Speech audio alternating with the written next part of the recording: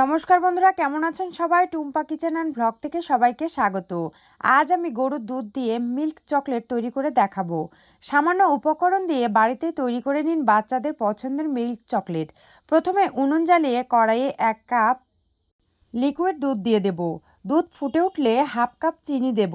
চিনি আপনি যেমন মিষ্টি খাবেন সে অনুযায়ী দিবেন। চিনি আর দুধ ভালোভাবে ফুটে উঠলে 1 কাপ গুঁড়ো দুধ দিয়ে খুব ভালো করে নাড়তে হবে। গুঁড়ো দুধ দিয়ে ঘন ঘন নাড়তে হবে, নইলে গুঁড়ো দুধ জড়িয়ে যেতে পারে। এবার এর মধ্যে দেব সামান্য পরিমাণ ঘি, দিয়ে আবারও নাড়তে থাকবো যতক্ষণ না শুকিয়ে যাচ্ছে। চুলার হিট অবশ্যই আস্তে দিতে হবে।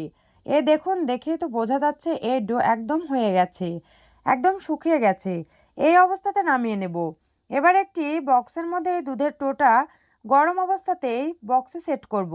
খুব ভালো করে চেপে চেপে বাটির মধ্যে বসিয়ে ওপর দিয়ে কাজু বাদামের গুঁড়ো ছিটিয়ে ঢাকনা দিয়ে ঢেকে দেব। 10 মিনিট পর থালায় নিয়ে পিস পিস করে কেটে নেব। দেখুন, দেখতে কতটা সুন্দর আর লোভনীয় লাগছে। বাচ্চাদেরও খুব পছন্দের। এই রেসিপিটি বানাতে আমার খুব একটা সময় লাগেনি। আপনারা একবার বাড়িতে ট্রাই করুন, আশা করছি সবার ভালো লাগবে। আমার রেসিপিটির কিছু অংশ ভালো লাগলে একটি লাইক দিয়ে কমেন্ট করে জানাবেন। আর চ্যানেলটিকে সাবস্ক্রাইব করে পাশে থাকবেন।